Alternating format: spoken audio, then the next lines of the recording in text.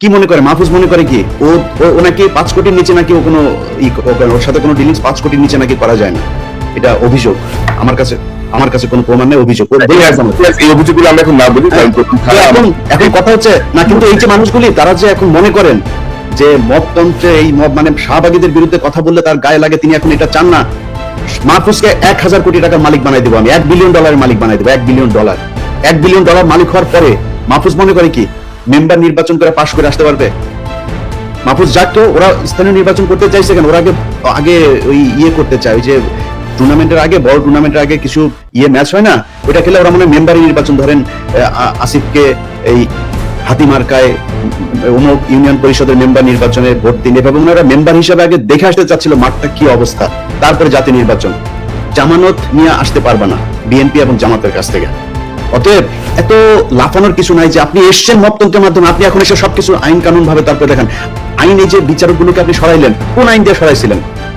উপদেষ্টা বানাইছিলেন বাংলাদেশের সংবিধানে ছিল, আপনি বসালেন কেন? আপনারা যেভাবে উপদেষ্টা হয়েছেন এটা কোন আইনে ছিল? এখন বিডিআর এর মামলার সময় আপনি আইন দেখান, এখন উদিচির মামলার সময় আপনি আইন দেখান, 21শে আগস্টের মামলার সময় আপনি আইন দেখান। ওই ফেনীতে যে বনোজ কুমার আর ব্যারিস্টার সুমনরা যেটা করে গিয়েছে, সেই 16 জন মানুষ এখন পর্যন্ত তারা কেন কন্ডেম সেলে আছে? আপনি করতে পারেন নাই, সময় পান নাই। শামা ওবায়দের সাথে অন্ধকারে সিনেমা হলে চিপাই গিয়ে বসে সিনেমা দেখার সময় পান, এই কাজ করার সময় পান না। এটার জবাব বাংলাদেশের মানুষের কাছে। আমি বলেছি যে 5 বছর 10 বছর 20 বছর যত বছর প্রয়োজন হয় থাকুক তারা।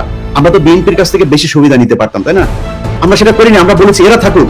বরং বিএনপি অনেক ক্ষেত্রে এই বাংলাদেশের সবচেয়ে, এই যে 3 জন লোক এখন বসে কথা বলছে এখানে, এই 2-3টা লোক এখন বিএনপির সবচেয়ে বড় শত্রু। কার জন্য হয়েছে? আমরা বাংলাদেশের মানুষের জন্য, এই ছাত্রদের জন্য। তারা কোন আই ধরে না, মনে হচ্ছে যে এইভাবে এসে তারপরে কয়েক বিলিয়ন টাকা কামায় তারপরে মনে হয় তারা বাংলাদেশে আবার ক্ষমতায় আসবে। এত সহজ?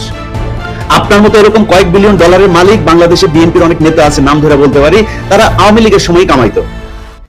আপনি মনে করেন নাকি আজকে এই বিতর্কে আর গেলাম না, তারা কামাইতে পারতো? কিন্তু তারা মাহফুজ মাঠে কোথায় ছিল আমরা এটা দেখতে চাই, ভিডিও ফুটেজ দেখছে। মাহফুজ মাঠের কোন জায়গায় ছিল? সামনাসামনি সে ফাইট